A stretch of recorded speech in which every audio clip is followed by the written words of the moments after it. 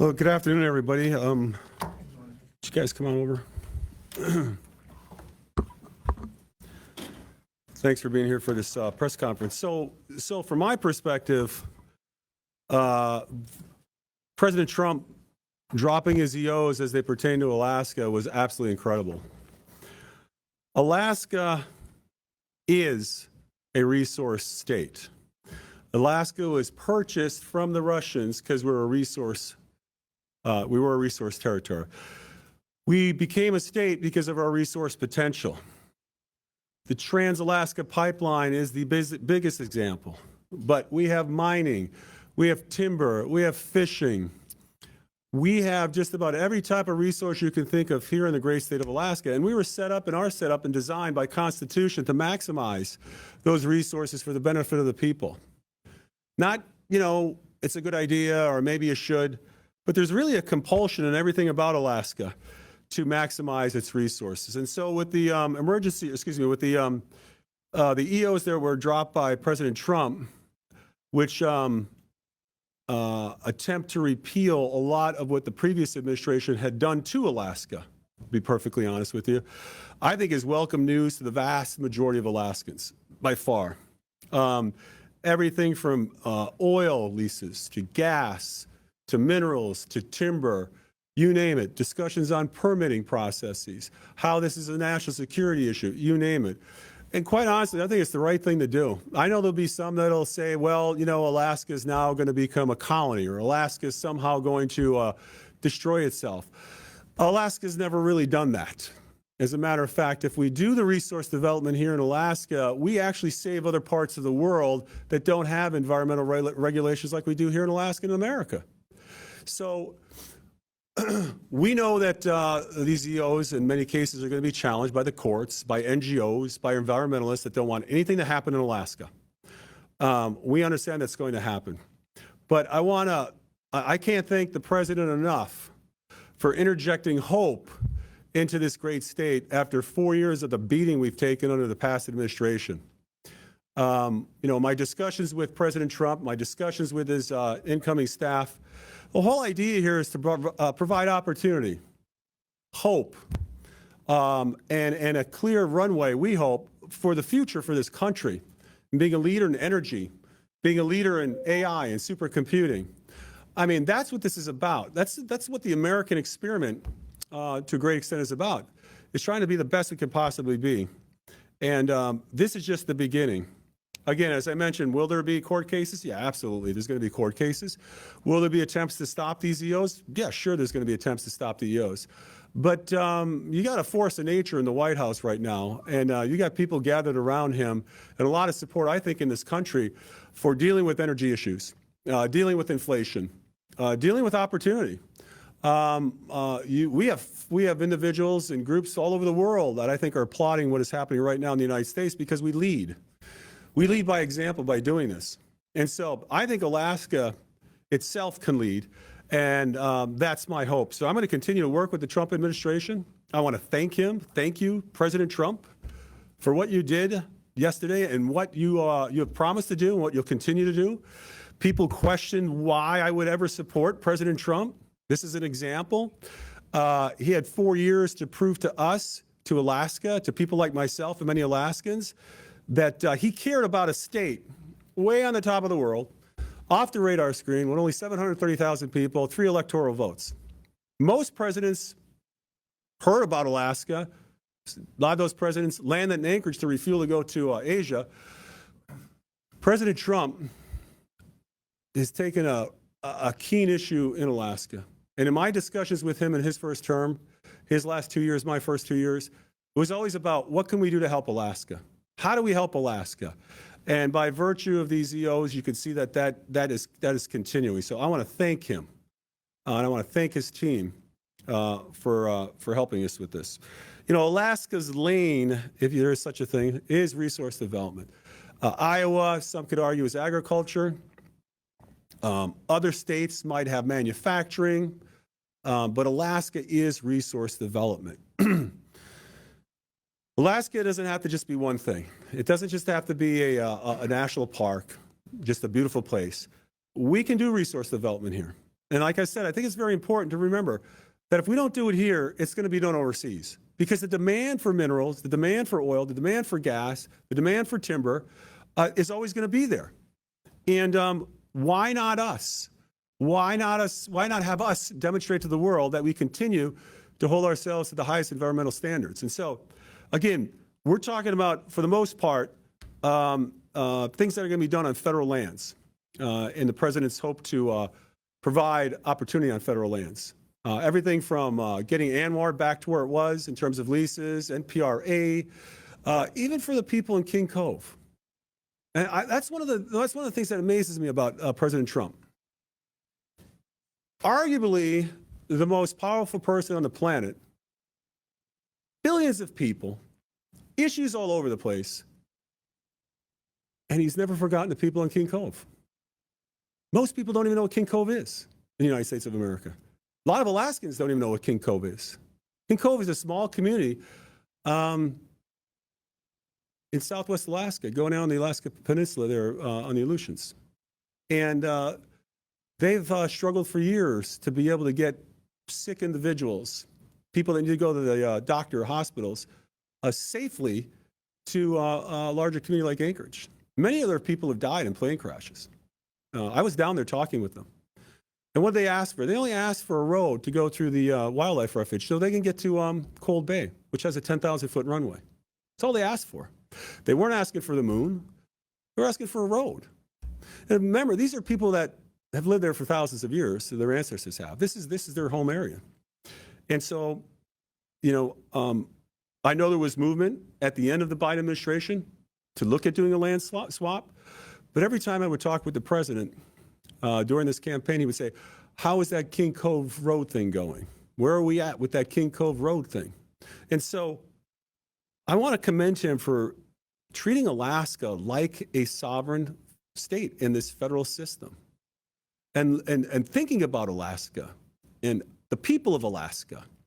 That's why I supported this president. That's why I supported this president. Because of how he views the state and how he views the people. This is a guy that's one of the most powerful people on the planet, multi-billionaire by all accounts, and he wants to know how the people of Alaska are doing. So I think it's phenomenal. And so we're going through these EOs. They just came out yesterday. Late Monday evening into Tuesday morning. And this is just the beginning. And we are going to have discussions with our federal friends. I was in D.C. for the inauguration, also had meetings with Senator Sullivan, Senator Murkowski, and Representative Begich and others. And so, from my perspective, this is happy days are here again, to be perfectly honest with you. This is like unwrapping a gigantic sled of Christmas presents for the state of Alaska. Again, I understand there's going to be lawsuits. I understand that everything in here may not go Alaska's way. I get that because there's going to be a lot of forces and a lot of lawyers that are going to make a lot of money trying to stop some of these things that the president wants. But the president wants to provide opportunity for this country. He wants to provide opportunity for the state of Alaska. And he knows that we are a solution to a lot of this country's problems. And so I'm just excited about what's occurred here. We've been in conversations, as I said, with the president's team for some time. And quite frankly, I think a lot of people are amazed at what's in these EOs. And I'm going to support the president in giving as much opportunity to this great state as possible. So I think what we'll do is I'm going to turn it over to my staff. I'm going to start with Randy Araro of ADA and how the EOs appear to impact the business that's happening in his agency. And then we'll pass it through some of the other folks that are behind me to do the same. Then we'll open it up for questions. But I couldn't be more excited. And I want to thank the president and his people. Great job. Fantastic. Randy? Thank you, Governor. Randy Barraro, Executive Director for ADA. ADA's mission as a state corporation is simple: economic development and jobs. And in trying to execute that mission, we have been stopped illegally by the Biden administration for the last 4 years. The EOs represent a new opportunity for Ada, our main projects, and these are the largest projects in the state. Anwar, we had our leases illegally canceled and stopped. The EOs address that and reinstate those leases. They also offer an opportunity for future lease sales that actually allow for economic development of leases. And that's the main reason, in my opinion, why no one bothered to bid in the last lease sale was the terms and conditions were just too onerous. You couldn't develop under those terms. We know the oil's there. Ada's been working with geologists in pinpointing oil, likely oil reserves. And we have an indication of 3 to 4 billion barrels of oil on Ada leases and estimated revenue from the federal government itself of up to $2 billion annually to the state of Alaska from royalties and other taxes if Anwar is allowed to be developed. We have partners in Anwar, Kaktovik, Community Kaktovik, North Slope Borough, Voice of the Arctic. All of us are happy to see the EOs and to have a fair chance to go forward in Anwar.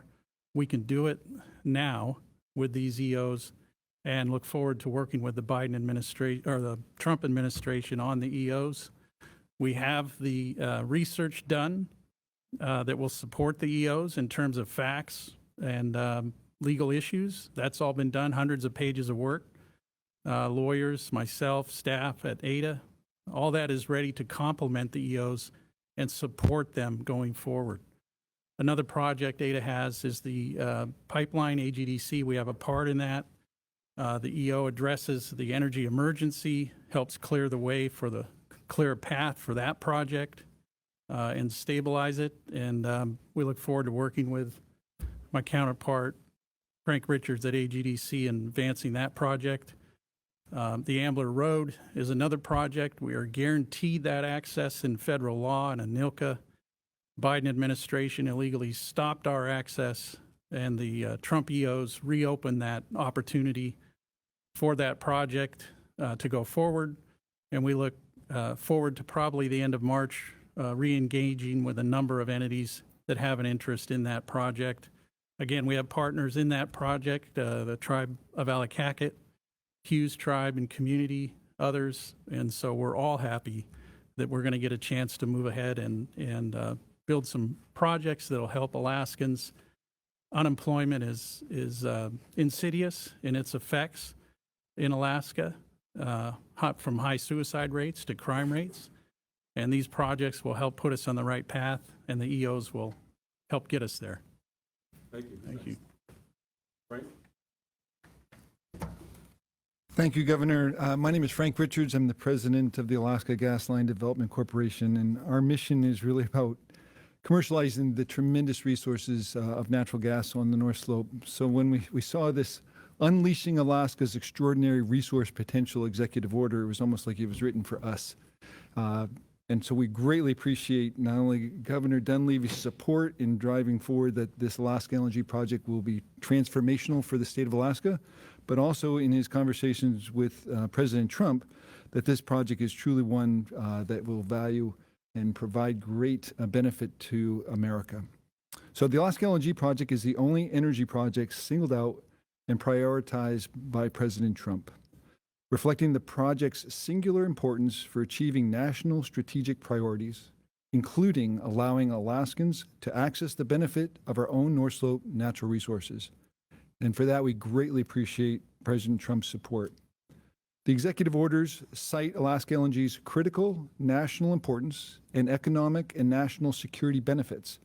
And President Trump has directed the U.S. government to prioritize the development of Alaska's liquefied natural gas potential, including the sale and transportation of Alaska LNG to other regions of the United States and allied nations within the Pacific region.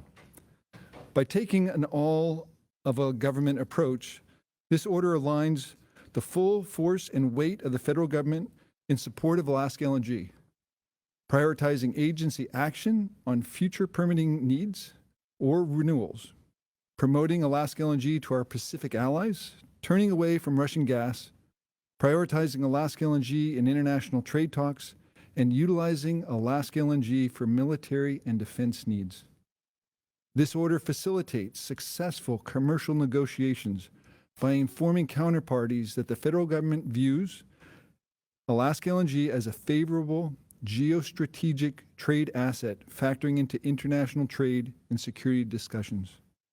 Alaska LNG is the only federally authorized LNG export project on the west coast of North America, delivering direct canal-free access through uncontested waters to Asia allies, looking to turn away from Russian gas and lowering emissions by switching to cleaner burning Alaska natural gas.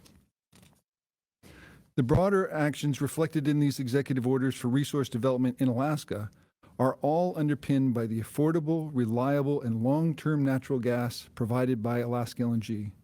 Alaska LNG is the foundation for Alaska's domestic energy security and the nation's strategic natural resources from Alaska. AGDC looks forward to working closely with the Trump administration and Governor Dunleavy as we developed Alaska LNG to give Alaskans and our Pacific allies access to Alaska's abundant and economic clean-burning natural gas. And now I'll turn it over to Commissioner Boyle.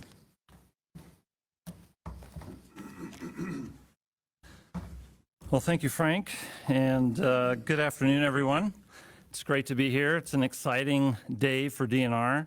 I think January 20th really marked the cessation of the Biden administration's war against Alaska, so it's wonderful to be here basking in the light of morning in America as we actually have a federal government that, instead of treating us like a fief, is going to treat us as equal partners and actually work to promote jobs and investment and opportunities in the state versus lobbying one inimical policy after the other in their quixotic quest, I guess, to turn Alaska into a big open-air museum. I mean, it's really been frustrating for me as a resources manager to deal with the federal government that wants to impose their own radical ideology on the state. I can't think of a natural resource in our portfolio that the federal government in one form or another didn't want to forestall, didn't want to create obstacles in order to develop that. In fact, the chaos was to the magnitude that even though there were federal entities like the Department of the Defense or Department of Energy that wanted to create new opportunities, mine critical minerals, create infrastructure that would support national security interests, you had other entities like the Department of the Interior, which again was run by radical ideologues who wanted nothing more than to shut down those opportunities and wanted to prevent Alaska from being able to develop its own lands or even access its own lands to develop some of these minerals, some of these energy resources, and other things that are critical to not only our country's national security, but to our country's energy security, and of course, for the well-being of all Alaskans is we collectively benefit as our resources are monetized. So I want to echo the governor's words about how wonderful it is to have a president who respects Alaska, who looks at us as people worthy of having an economy and having jobs and opportunities, and who's fulfilled his promises from the start. I also want to give a shout out to Governor Dunleavy for his proactive work in working with the Trump administration. It's no surprise that these executive orders came out because the governor has been on the forefront working with the Trump team, identifying all of these issues that we have been plagued with over the past 4 years and really setting the stage for the progress that we've seen with these EOs. So just to go over really a few of the highlights, I think Randy and Frank have done a great job kind of highlighting what that means in terms of ANWR, which of course is an incredible prize for the state. We stand to benefit significantly from the resource potential there. It's also very highly supported by the indigenous people that actually live in the 1002 area of ANWR and who have subsisted and stewarded that land for millennia. So it's a wonderful day for them as well, as they also have the opportunity to see economic development infrastructure development and other things that will continue to bless the lives of the people that live there. For DNR, I think some of the big things that we're looking at, in particular that came out of the EOs, is President Trump's guidance on public land orders. Some of you may know that upon statehood, Alaska was entitled to receive somewhere north of 105 million acres of land. To date, only 100 million acres have been conveyed. And so there's roughly 5 million acres in which the state is been patiently waiting to take title. For those of you that are geography buffs, 5 million acres is approximately the size of Massachusetts. So with Trump's executive orders reinstating some previous public land orders and also ordering the Department of the Interior to review certain administrative actions that the Biden administration took that would continue to prevent Alaska from taking title to its lands, we now have an opportunity to actually break that logjam and for Alaska to receive its entitlement of a new state of Massachusetts, more or less, within our own borders. And the reason that's important is manyfold. One, Alaska wants title, particularly to those lands along the Dalton Highway corridor, where the Dalton Highway runs, of course, and the Trans-Alaska Pipeline System transits, as well as what will hopefully be soon to see the Alaska LNG pipeline. You know, these, of course, are the state's economic lifelines. And for the state to have control over this land and have management authority over these lands is critical. Because as we saw at the tail end of the Biden administration, environmental groups have already signaled that they were going to try to push for administrative remedies within BLM to actually prevent them from reissuing certain authorizations necessary for the Trans-Alaska Pipeline System to continue to operate. That would be the economic death knell for the state if those zealots were successful in those efforts. So I think to the extent that we have this opportunity to take title to those lands and ensure that the state is the master of its own destiny and that we don't have these wine and cheese eating environmentalists in Seattle or San Francisco or some other terrible city that wants to impose their agenda on us is a good thing. Not only that, but it will enable the state to access other areas of state land. That plays into what Randy talked about with the Ambler Road. Not having the federal government anymore is an impediment for us to be able to access those lands, as well as the state being able to access other areas of state land where we have high resource potential, but have always been stymied by having kind of this federal moat that separates us from our other land holdings. So getting the federal government out of the business of Alaska is fundamentally a phenomenal achievement for the state, and we're certainly looking forward to working with President Trump and hopefully soon to be Secretary Burgum as we work through that. I think the other area involving lands is with our navigable waterways. Basically, over the last 4 years, the federal government completely stopped trying to work with the state in terms of establishing protocols or working with us to try to identify what water bodies are in fact navigable and should be included as part of the state's land entitlement that we are rightfully entitled to because of our Statehood Act. So having, again, a federal administration that's willing to work with the state, that will sit down with us and enable us to identify these rivers and lakes and streams that are navigable, that are in fact state water bodies where the state should have management authority, I think is going to be a significant thing. And of course, you know, we can't forget about the Tongass. The Tongass is the largest national forest in the country. The second largest national forest in the country is the Chugach. We have literally zero timber harvest that comes out of the Chugach, and the federal government has done everything that they could under the Biden administration, and before that under the Obama administration and so on, to stop any kind of timber harvest in the Tongass National Forest. In my mind, this is the grossest mismanagement of a federal asset that I can imagine. And so I think by getting the federal government, again, out of the business of Alaska getting them to work with the state in enabling us to offer more areas available for timber harvesting, to provide a lifeline for the remaining timber industry that we have in the state, to continue to invest, to continue to provide jobs, to continue to provide opportunities for Alaskans. These are important initiatives. And so DNR, the administration is looking very much looking forward to working with the Department of Agriculture and their incoming secretary to, again, unlock the Tongass and allow Alaska to be the timber powerhouse that we can be. Lastly, I'll also touch on the MPRA. And as many of you know, we were fortunate to see the Willow Project advanced and sanctioned under the Biden administration. However, that came with a whole string of caveats and a whole string of restrictions.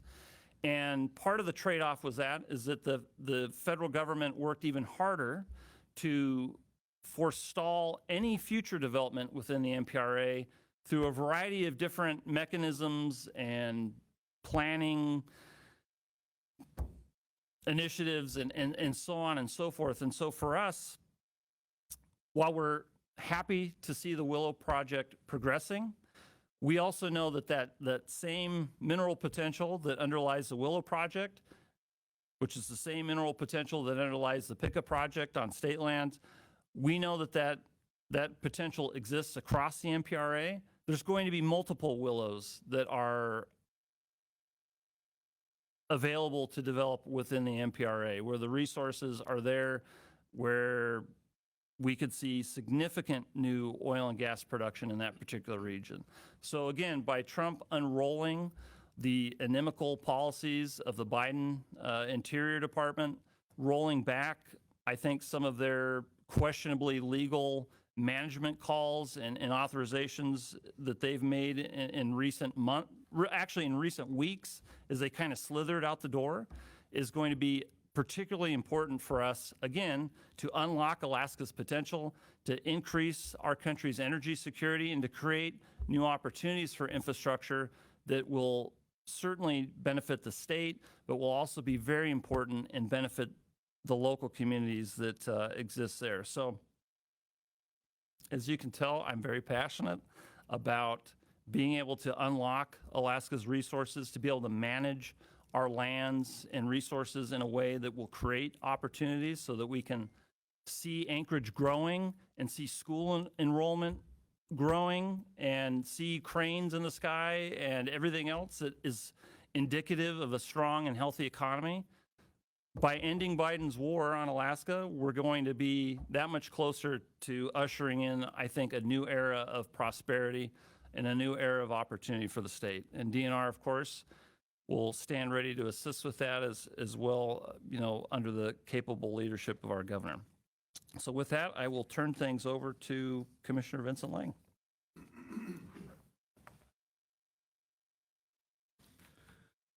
Good afternoon, Governor. Thank you for having me. The President's recent executive order unleashing Alaska's extraordinary resource potential will undoubtedly raise the quality of life for Alaskans, and it is a monumentous opportunity for our state and our citizens. Alaskans really are proud of our rich and abundant natural resources in our state and off our shores, which support robust fish, shellfish, plants, birds, and wildlife populations. We have a successful history of managing our diverse resources sustainably to provide for their utilization, development, and sustainability in the best interest of the economy and the well-being of the people of our state. That's embedded in our Constitution, those words. To work to manage our resources in the best interest of the economy and the well-being of the state. We can do this. We're Alaskans. We have this responsibility, and we have the knowledge on how to do it. Alaska's approach to management of our natural resources is really highly effective. Our fish and game management programs are lauded around the world. Our management has maintained vast interconnected ecosystems with healthy fish and wildlife populations that really provide sustainable culture, food, recreational, economic benefits. We also have a robust and effective permitting program that's locally based that ensures our valuable fish and wildlife resources and their habitats and uses are conserved during resource development. We have successfully conserved our fish and wildlife resources on Alaska's North Slope as our oil and gas resources were developed, and across Alaska as our state's timber and our mineral resources have been developed. I'm convinced, based on our rich history, we can responsibly sustain our natural resources that President Trump has unleashed, including the 1002 area of ANWR, the timber resources of the Tongass, and the Ambler Mining District and the Access Road, as well as every other opportunity he opened up in Alaska.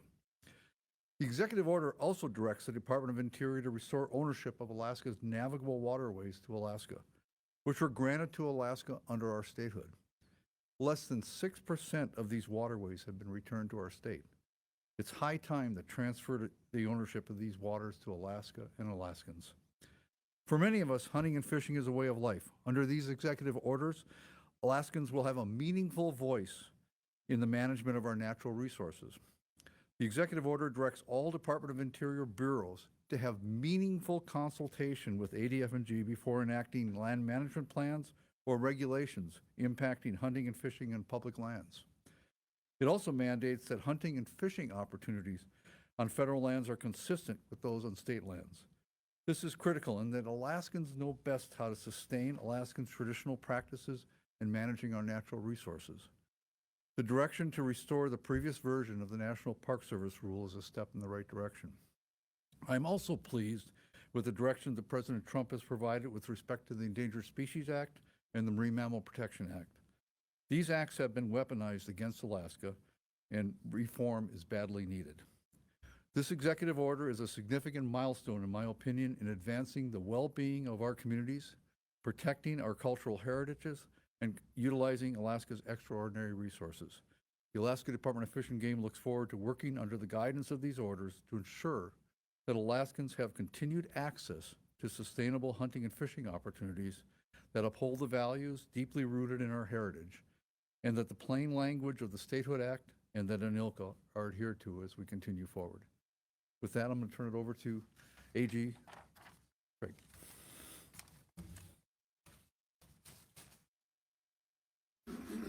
Good afternoon. I'm Treg Taylor, the Attorney General for Alaska. The President's executive order represents a sea change in federal policy and a big step forward to a brighter future and a more secure future for Alaska and Alaskan families.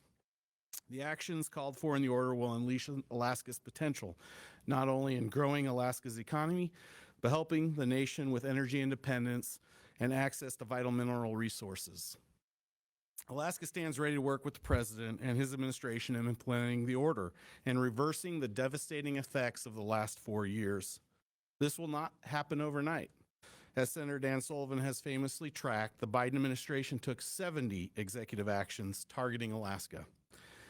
Over the past 4 years, the number of lawsuits Alaska has had to bring just to hold the line on Alaska's sovereignty and the ability to responsibly develop our resources, which we were promised at statehood, went from 35 cases to now well over 80 cases.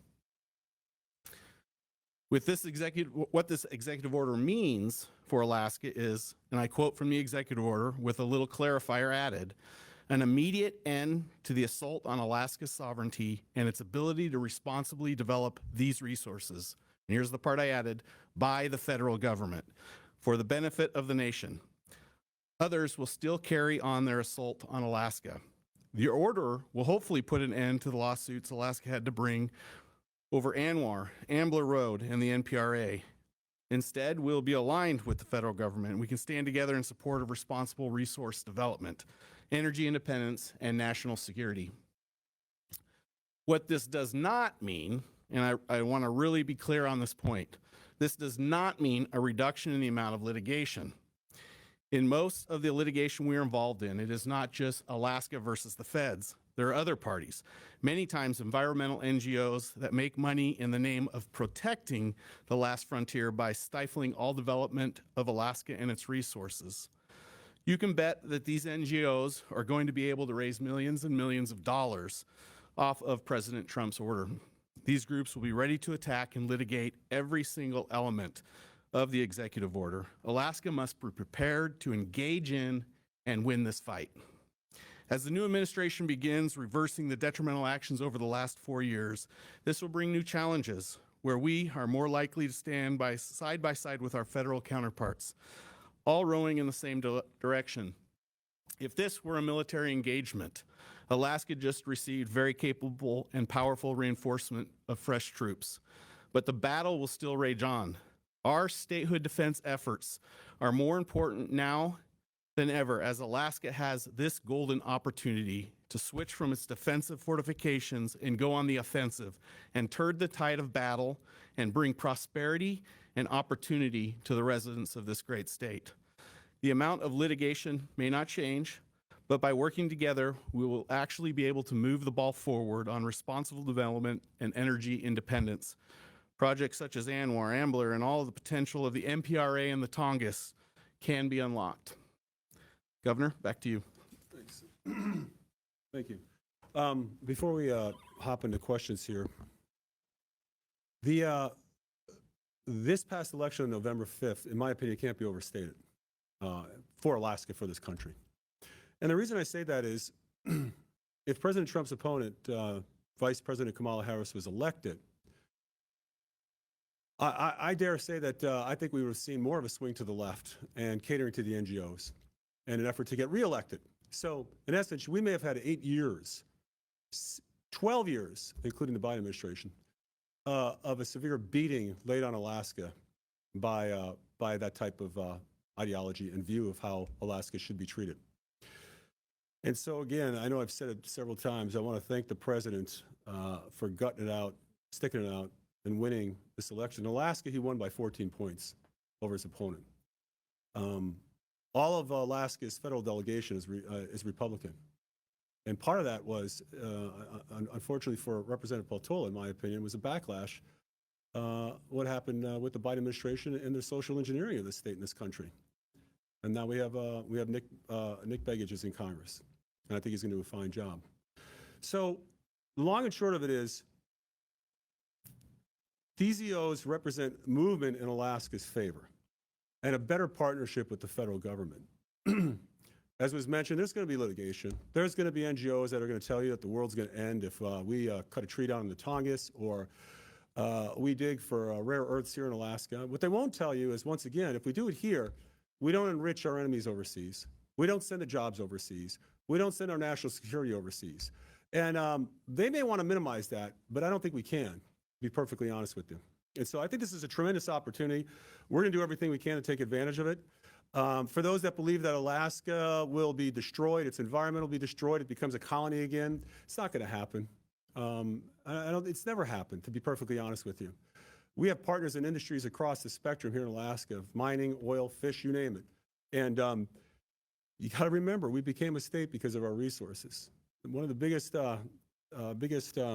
motivators was fish traps in our fishing industry and a lack of federal management. You look at that. You look at federal management in our abandoned wells, oil wells across this state. You just look at a whole host of things where the federal government failed us. So if people think that the federal government is going to do something better, just look at the history. It doesn't work that way. So again, thank you, President Trump. I can't thank you. I can't thank you enough for what you've done for Alaska. So with that, we're going to open up for questions. With Alaska Public Media. Hi, Governor. So your administration has been a big proponent of the Pebble Mine, which is kind of conspicuously absent of the EO. It seemed to be the one big project not on there. Do you think it was omitted, and do you foresee a path forward under the Trump administration? I see a path forward on discussions on Pebble, absolutely. When that takes place, we're going to let the dust settle and really go through these EOs. But I think that conversation is going to happen. I'm certainly going to have it. All right, next we have Yareth Rosen with the Alaska Beacon. Yeah, hi. We're hearing a lot of stuff that you've said before, and you and the commissioners have said before, but It's because we believe in what we're saying. But go ahead. but you're basically portraying your positions as the true Alaska, and the Biden administration was waging a war against Alaska, and now the true Alaska position. But there's organizations like the Western Arctic Caribou Herd Working Group that opposed Ambler Mine, the Gwich'in Steering Committee that opposed Anwar oil development, tribes that oppose the state management of subsistence on the Kuskokwim, and tribes and fishermen who oppose Pebble. Are those not true Alaskans? Are they wrong? You're the one that used the term true Alaskans. I don't believe I used the term true Alaskans. That was you. Okay, but are they That's important. That's important because what you say colors the context of the whole conversation. So I never said true Alaskans. There are Alaskans across the spectrum in Alaska. Groups such as you mentioned are Alaskans. They have a right to be part of the conversation. But I would say that the majority of Alaskans want this opportunity, want this ability for Alaska to be at in the driver's seat as much as possible. Absolutely. Most of our resource plays are in rural Alaska. Go talk to the native folks in Lake Iliamna area about opportunity there, potentially with Pebble. My 3 daughters work in a mine that their grandfather helped start in rural Alaska. Look at the life expectancy rates that we didn't come up with, but was researched, that have increased because of oil production on the slope and mining in Northwest Alaska. Jobs, opportunity, the ability for kids to stay in their home region, the ability for kids and grandkids to stay in Alaska, for us to grow an economy. I think the vast majority of Alaskans favor that approach. You just got to be careful how we phrase things. I think they have an opinion, and I think in cases there are individuals and there are groups that believe that the environment needs to be protected. I think everybody that's standing up here believes the environment needs to be protected. You send this stuff overseas, you have no say in how it's protected. You send this stuff overseas, you have no say in what those regimes and those governments are going to do with the revenue they get from those resources. I think you win by doing it here in Alaska. I think you win by having the conversation here in Alaska. This idea that if you don't do it, the problem's taken care of. We got Alaska, we save Alaska. Cause a lot of destruction overseas when you do that. And I guess if you have a retirement income or some type of income where you don't have to work or you don't have to rely on resource development, then I guess Alaska is going to be a pretty good place for you because there'll be less people here and more place for you to go, explore Alaska. That's not what the state was supposed to be about. And, some people may be surprised that President Trump is doing what he's doing. If they are, I don't know where they've been the last couple of years. And all he's doing is restoring balance to what the relationship should be between the state of Alaska and the federal government. It's supposed to have a federalist system. And yes, these are federal lands, but the ability to develop these lands is embedded in our statehood compact, is embedded in our agreements with the federal government, whether it's the NILCA, you name it. The ability to develop these lands is there. We'll develop them better than anyone for everybody's benefit.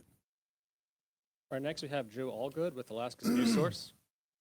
Yes, I have just a couple quick questions. First, I wanted to see if you had a reaction to the beginning of the state legislature, the opening of that, and the new majority there in the caucus. And then I wanted to see if you had any, if you anticipate, if any at all, effect to the PFD given these new EOs.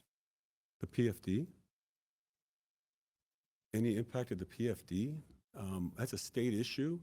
These EOs, generally speaking, are on federal lands. There's a different setup with the royalty on federal lands. But I think the more development you have, the more royalty goes into our coffers, which I guess could indirectly impact the PFD. But again, more resource development, more royalty means a better situation for Alaska. With regard to the legislature, I look forward to working with the legislature. Numbers are very tight there. There's not one supermajority or one group that's going to be able to muscle their way through legislation or the budget this year. And so we're going to get things done if we all work together. If we don't work together, it's probably not going to be much done. But my door is open to work together with this legislature. We'll see how it goes, and I'm always optimistic. We're going to go to the phones now. First, we have Becky Bohr with the Associated Press. Hi, Governor. Thanks for your time. Another one of the president's executive orders pertains to renaming Denali as Mount McKinley. Is this something you support, and can you speak to your thoughts on that? Yeah, that's a great question. I've been asked that question by many folks. I haven't had a chance to talk to the president personally about the issue of renaming the mountain. I look forward to sitting down with him and having a conversation to just truly understand the motivation. What I've seen publicly is it's my understanding that the president believes that the way it was named, when it was named, et cetera, and the fact that McKinley's name was taken off of it, he's got a problem with. But again, I'm gonna seek out the opportunity when I get back to DC. Hopefully, we're gonna go back again in February to meet with our federal delegation and others, especially as we get through this some of this confirmation process.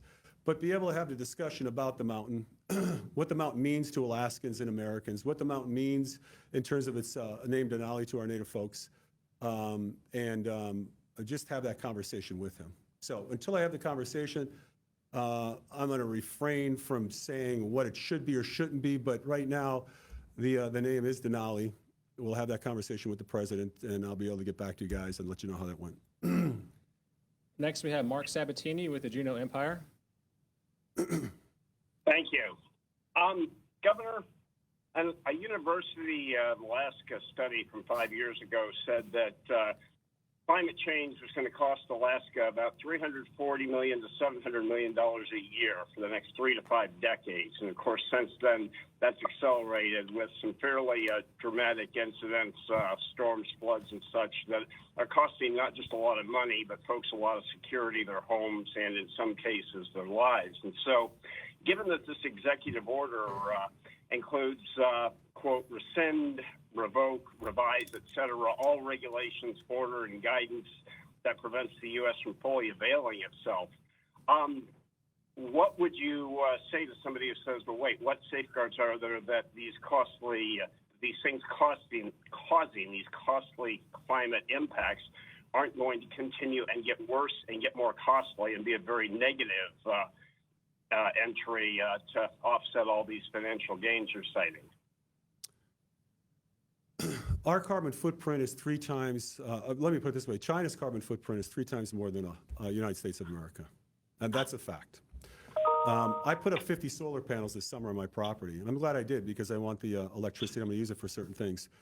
But I'm also honest enough to admit that there's a good chance that those solar panels were made in China, which they were, and probably were made as a result of coal-fired electricity, which is adding to the carbon issue. And if you believe that the carbon issue is a contributor, which many folks do, to climate change, then really the culprit for climate change is not here in Alaska, certainly, and it's not here in America, but it's in China.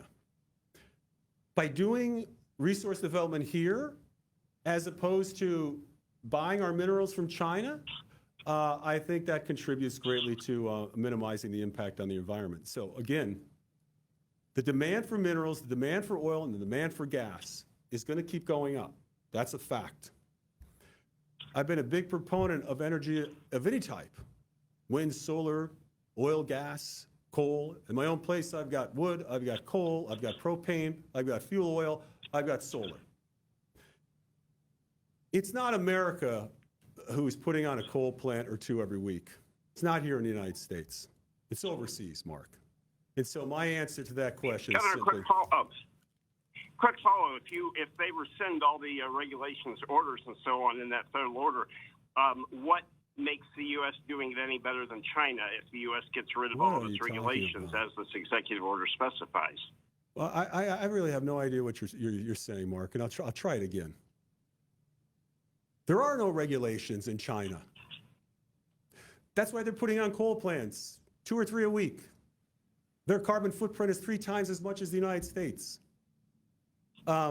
This idea that we're going to enter an era of 1800s unbridled resource development and environmental destruction, nobody believes that's going to happen.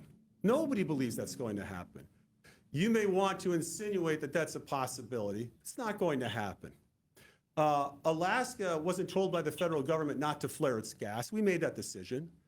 Alaska takes care of its environment regardless of what the federal government says. We take care of our environment here. But I don't see what you're you're portraying is going to be realistic, to be perfectly honest with you. Next, we have Sean McGuire with the Anchorage Daily News. Well, thank you very much. This is a question, I guess, for the governor or maybe the DNR commissioner. I was curious if any of these executive orders would help with the Cook Inlet gas shortages that we've heard are looming. And do you, if they're not, what can be done for the more immediate energy issues that Alaska's facing? I'll ask the second part of the question. I'll answer the second part of the question first. We introduced some initiatives last year to the legislature that we thought would help incentivize more gas production in the inlet. The easy gas is, from most experts would say, is gone. The easy cheap gas. So any gas that we get from this point forward is going to be more expensive, and it's going to be economically challenged for some of the outfits that are in the inlet. We used to have many more developers, explorers in the inlet, but again, since the cheap gas is gone, the easy gas is gone, we have a couple left. We introduced some initiatives last year. Those initiatives failed. We're going to have discussions again with the legislature, but I think offshore, where are you? Offshore leasing? You want to talk about that? Sure. Yeah, I think in response to that question, there's a few things. One of the earliest indications of where the Biden administration stood on Cook Inlet energy production came in the form of a leaked memo from the Bureau of Ocean Energy Management Director, who stated that if the federal government were to increase their royalty rates, then they could foresee decreasing industry interest in acquiring offshore leases in Alaska's Cook Inlet and other places. So there was certainly an intent by the Biden administration to have provisions in place in their leasing structures to make leasing from the federal government in the Cook Inlet as unattractive to industry as possible. As the governor referenced, one of the areas that the state has looked at in terms of what we can control is lowering the royalty rates, at least in state waters, to incentivize that development. So that, I think, having the federal government taking that kind of approach, understanding that we actually do have an energy emergency here in the state, and we do have the need for additional Cook Inlet energy. If the federal government follows the lead of the state by improving the terms of its leases, then certainly that could be a significant driver of creating more energy potential in the Cook Inlet. And as Commissioner Vincent Lang mentioned, the other important element of all this is around permitting. Of course, you know, most of you guys know, and a lot of us appreciate as we drive down the Seward Highway, you see beluga whales. And, you know, my kids love to see them every time we drive down. Unfortunately, those beluga whales create a lot of headache for anyone that want to do anything in the Cook Inlet. So looking at the provisions of the Endangered Species Act, looking at NEPA reform and how we can have a better process that isn't tied up interminably by one challenge or the next. I mean, it's those kind of regulatory hurdles that keep us locked up from our energy resources. So, you know, I love the belugas and, you know, wish them all the luck in the world, but I'm more concerned about my house being warmed and the lights turning on and Alaskans having a secure energy future than I am about a couple of wells in the inlet. So.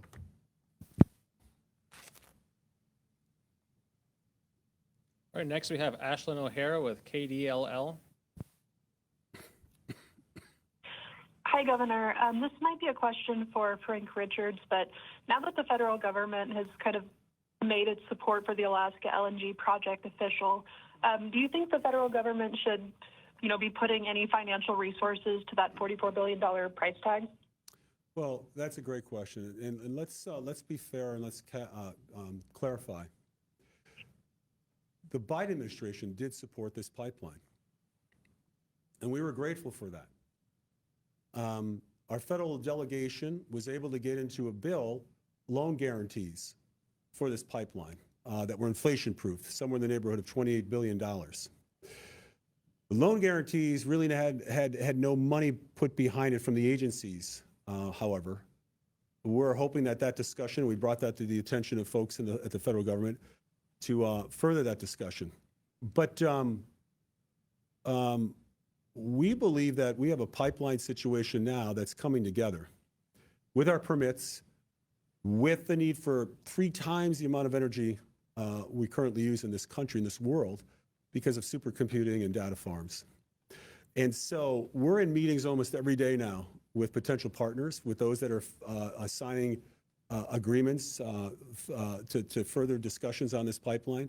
We'll continue the discussion with our federal delegation on the loan guarantees, but both the Biden administration and the Trump administration obviously support this pipeline. It was under the Trump administration in 2020 where a lot of the work was done on the permitting process. And so we have all of our permits since 2020. So we were very fortunate that we've enjoyed pretty good support for this pipeline. And we're anticipating that support will continue and actually grow. Our next question is from Steve Strait with KRUP. Good afternoon, Governor. Steve Strait, Radio, Dillingham Radio, Bethel. Many were surprised by the specificity of the EOs that were issued by Donald Trump. Clearly, there was a lot of preparation that had to go into that. Could you just give us a background on how much and when you started the process and discussions and how that kind of went along? And then a follow-up question, Governor. There are 70,000 employees with the Department of Interior. The president has spoken for many years about moving that department out of the swamp. Any conversations about moving them to Alaska? Thank you. Good questions. So they actually moved part of the Department of Interior, I think, to Grand Junction, Colorado, under the Trump administration. I think a lot of that was undone by the Biden administration. And the reason they moved it out there, the stated reason was to bring the parts of DOI, BLM, and other agencies closer to where the action is, which is out west. I haven't yet had discussions with the president on any additional relocations to Alaska at this point. And with regard to preparation for the EOs, these EOs, Steve, I wouldn't say they're common sense, but these are things that have been discussed under the Trump administration, actually implemented, ANWR, for example, under the Trump administration. So in many respects, it's not very difficult for the Trump administration to reconstitute these EOs, and we certainly had input. We sent them a transition document. And so we were just very pleased to see a recognition and acceptance of the work that the president, his administration did, the first administration, and the need for Alaska to be manifested in these EOs. And so, again, we see this as a first step. We know there's going to be lawsuits, but our goal is.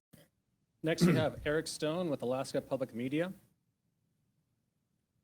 Hello, this is Eric Stone with Alaska Public Media. I wanted to touch on another topic. You introduced an elections bill today. I was hoping you could talk a little bit about what that bill does, why that's necessary, and why it doesn't include something like a notice and cure provision that would allow voters to fix errors like missing signatures, identifiers, things like that. Yeah, we've actually introduced, there's probably been 20 election bills introduced over the past couple of years by both the administration and the legislature.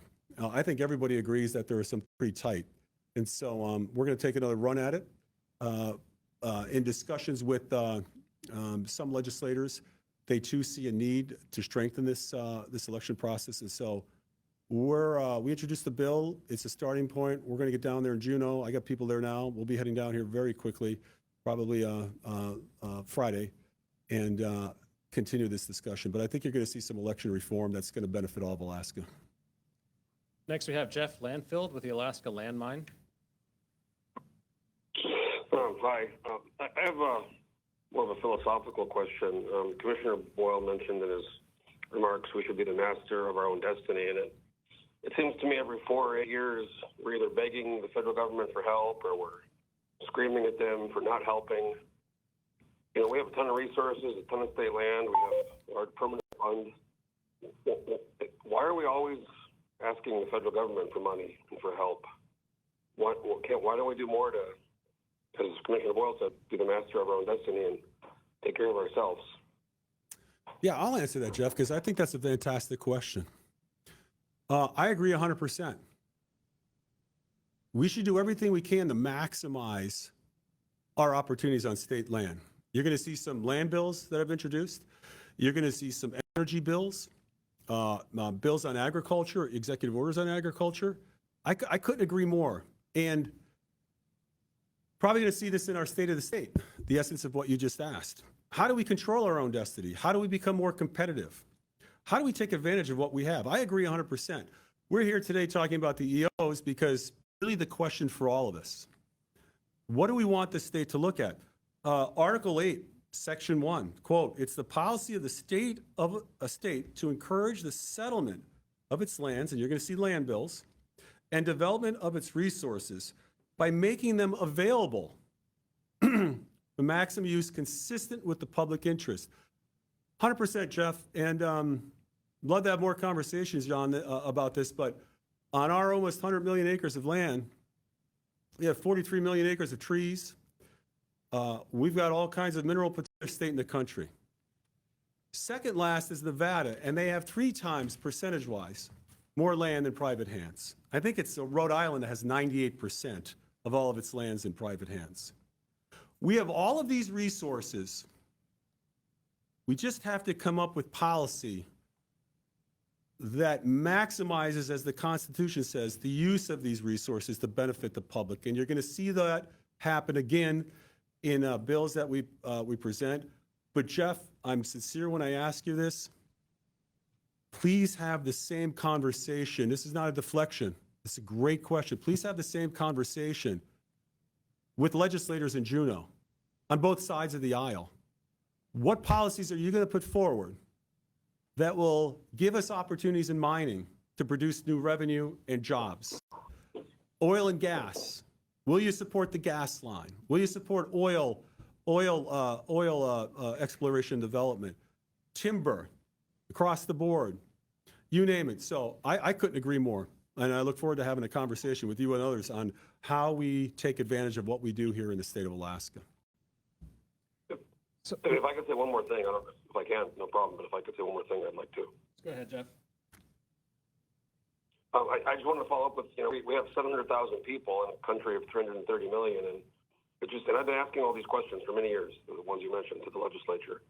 But it just seems like we're a small state, and we have this NIMBY problem where every time something, whether it's a road or a bridge or a project or a housing development or a trail or a connection, just a few people, and it's not really partisan. It could be conservatives, it can be liberals, it can be environmental groups, it can be lodge owners. They always seem to find a way to stop things. And this goes back a long way before you. How do we fix that? It's become, I agree with you, Jeff. Unfortunately, it's actually become part of the culture of Alaska. Alaska, it's ironic. Alaska was a risk in and of itself.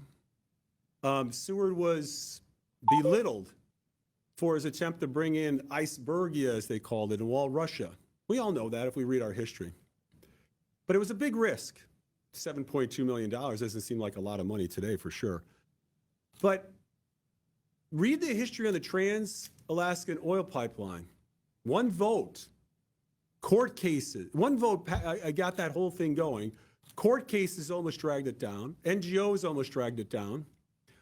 It was stalled many times, barely made it across the finish line, and look how it's transformed Alaska. We had a little issue, for example, on using an existing highway from Tetlin, Alaska, to move ore up to Fort Knox. That was opposed. We have a road initiative going out to the West Sioux to open that up for mining and timber, et cetera, that could provide opportunity for Alaska. Some are opposing that. I agree with you 100%. We're going to keep fighting through it, but it would be great if we get as many champions in the state legislature to fight for these developments. One of the saddest things for me is a lot of this resource development is in rural parts of the state where our Native folks live. Northwest Arctic, where I spent many years and my wife is from. Red Dog Mine was started because of the foresight and just the perseverance by Native folks up there. Pebble Mine, that so many people think is going to, destroy the fisheries in Bristol Bay, without really having a discussion as, can we really do it in a manner that science will show that it can't happen? That would benefit a number of folks out in rural Alaska who right now feel like they're going to have to move to other parts of the state, leave the place where their ancestors lived and move to other parts of the state because there's no economic opportunity. We haven't run out of ore. We haven't run out of timber. We haven't run out of oil or gas. The question is, and I'll be talking with the legislature about that, are we going to have the will to maximize the development of our resources for the benefit of our own people, especially in some of the poorest parts of the state? This is what we've done since I've gotten in the office, and this is what we're going to consistently do. But that is, I think that is the question for all of us. And I look forward to working with anybody and everybody that wants to provide opportunity. And I've said this to people, Jeff. I've said, don't come in my office if you're going to tell me we can't do something. Come in my office, and if you want to talk about how we can do something or how we could do it better, or how we could safeguard things, I'm all ears. I'll spend time, I'll clear my schedule. I look out the window and I always tell my staff, how many cranes do you see? Not very many. And I recently got back from a trip overseas and a trip from Washington, people asking how Alaska's doing.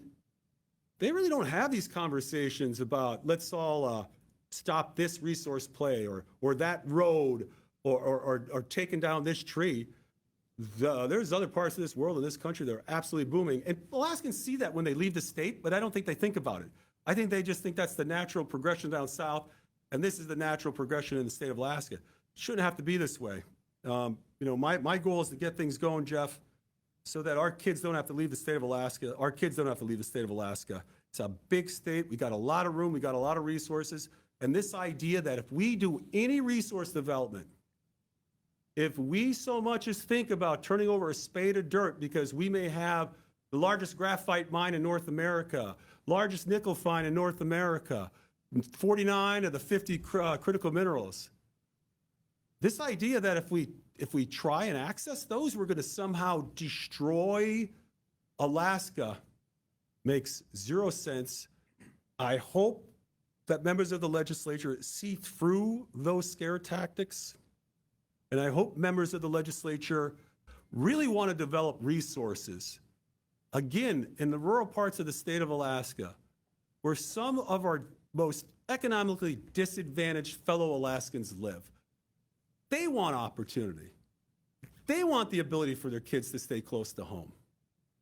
So congratulations, Jeff. You really touched upon a topic that is near and dear to my heart. I hope it's near and dear to everybody else's heart, too. Next, we have Jack Barnwell with the Fairbanks Daily News Miner. Hi, Governor. Quick question on the IRA and bipartisan infrastructure funding. You've frozen any concerns that could impact related Alaska projects? I'm not sure if I understood the question. Can you ask again, Jack? Yeah. Are there any concerns about the president freezing Inflation Reduction Act funding or bipartisan infrastructure funding? Any concerns that could impact related Alaska projects? Oh, I think the president is going to definitely attempt to change aspects of that bill. He has stated that. I definitely think mandates are going to go by the wayside. To what degree will the incentives in that bill and the bills that were passed under the Biden administration, to what degree those incentives will be changed? I don't have the answer to that. But certainly there's going to be changes. And again, we're going to have to wait and see and have conversations with the administration and our federal delegation. But the degree of those changes, I'm not sure at this point. Again, just got into office here on Monday, dropped the executive orders on Tuesday. We're having a press conference here on Wednesday, so we'll have to see and monitor that. Next, we have Iris Samuels with the Anchorage Daily News. Thank you, Governor. I'm wondering what you think about President Trump's executive orders related to the federal workforce and how those would impact Alaska, and if you would consider any sort of similar initiatives with the state workforce. And specifically, if you could address the order to prohibit working from home for most federal workers, and the order eliminating all diversity initiatives in the federal government workforce. Thank you.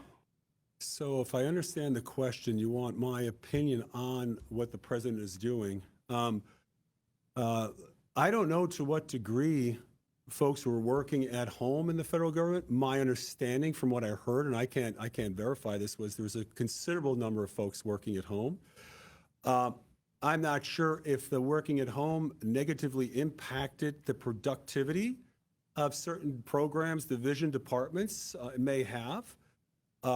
But certainly the president views the concept of working at home as a disadvantage to serving the people of America.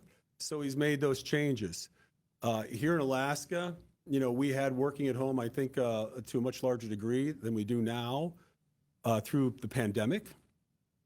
But I don't know, Iris. Well, again, this is all we're just digesting all of this information and trying to see where things are going to go. But I'm not sure how it's going to impact. I think there will be people that, if they're required to come back to the office, will probably leave employment of the federal government. But I also think there's going to be a lot of people standing in the wings that will probably fill those jobs. Our last question was sent in from Nat Hertz. It's for you, Governor. He asked, how do you think the Trump executive order blocking all federal wind project permitting will affect Alaska, and do you support it? Is it blocking all wind permitting? I just want to make sure, or is it offshore wind? And I thought it was offshore wind. And right now we don't really have offshore wind in Alaska. So as of today, it's not going to have an impact as of today. But again, well, we're all digesting what's just occurred. I'll have to see if that impacts all wind projects.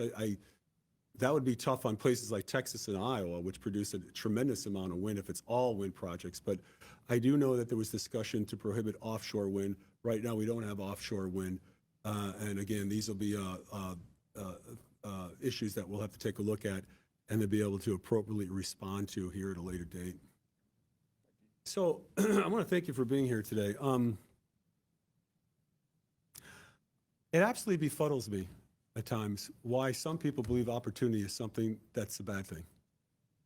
Why the ability to produce more economic activity on federal lands, and as Jeff said, I don't know, Jeff, I think I've thanked you more today than since I've known you, but as Jeff said, on state land.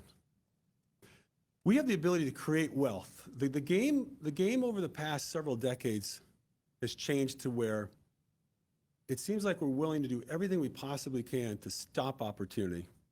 And when we need money, we look to the federal government to print money, or we look at taking money out of our neighbor's pocket through a tax.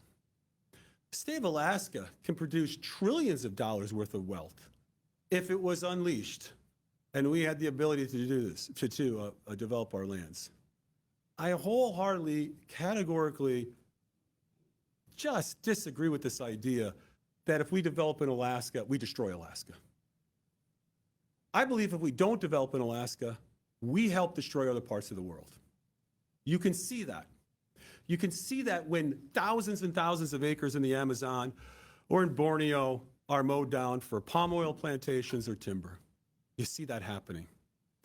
You see it in other parts of the world, whether it's in Africa or Asia. We have children engaged in very dangerous practices in mining, et cetera.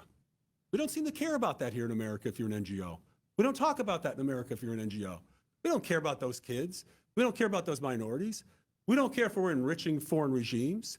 We don't care if we're giving money to outfits like Iran and they're transferring money to places in the southern Arabian Peninsula in Yemen to sling rockets at the Red Sea or Israel. We don't seem to care about that.